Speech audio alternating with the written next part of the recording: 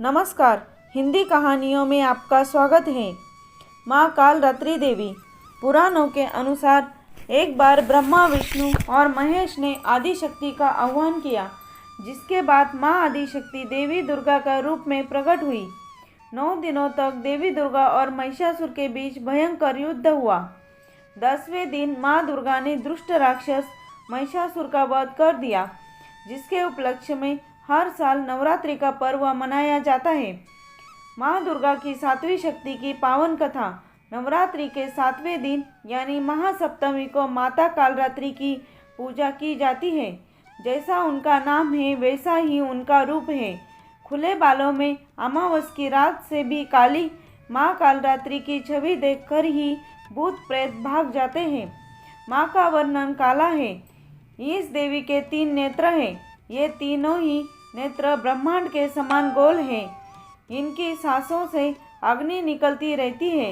ये गर्दन की सवारी करती है। ऊपर उठे हुए दाहिने हाथ की वर मुद्रा भक्तों को वर देती है। दाहिनी ही तरफ का नीचे वाला हाथ अभय मुद्रा में है, यानी भक्तों को हमेशा निडर निर्भय रहो नाम से अभिव्यक्त होता है कि माँ दुर्गा की यह 7वीं शक्ति कालरात्रि के नाम से जानी जाती है, अर्थात जिनके शरीर का रंग घने अंधकार की तरह एकदम काला है। नाम से ही जाहिर है कि इनका रूप भयानक है।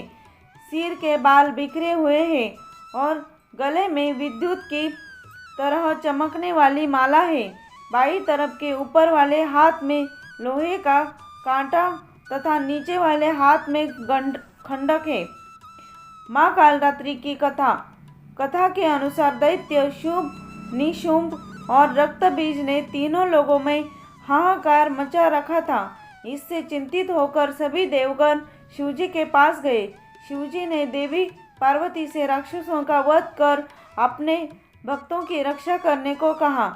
शिवजी की बात मानकर पार्वती जी ने दुर्गा का रूप धारण किया और शुभ निशुंभ का वध कर दिया।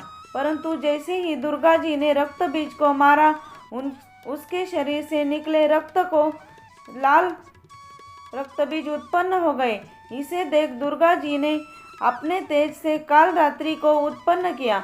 इसके बाद जब दुर्गा जी ने रक्त बीज को मारा तो उसके शरीर से निकले वाले रक्त को कालरात्रि ने अपने मुख में भर लिया और सबका गला काटते हुए रक्त बीज का वध कर दिया। इनका स्वरूप भले ही भयंकर हो, लेकिन ये सदैव शुभ फल देने वाली माँ है, इसलिए ये शुभंकरी कहलाई, अर्थात इनसे भक्तों को किसी भी प्रकार से भयभीत या आतंकित होने की कतई आवश्यकता नहीं। उनके साक्षात से भक्त पुण्य का भागी बनता है।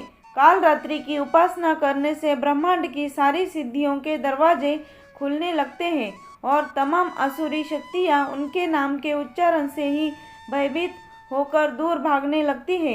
इसलिए दानव, दैत्य, राक्षस और भूत प्रेत उनके स्मरण से ही भाग जाते हैं। अंधकारमय स्थितियों का विनाश करने वाली शक्ति है। कालरात्रि का काल से भी रक्षा करने वाली यह शक्ति है। ये ग्रह बाधाओं को भी दूर करती है और अग्नि, जल, जंतु और शत्रु और रात्रि भय दूर हो जाते हैं।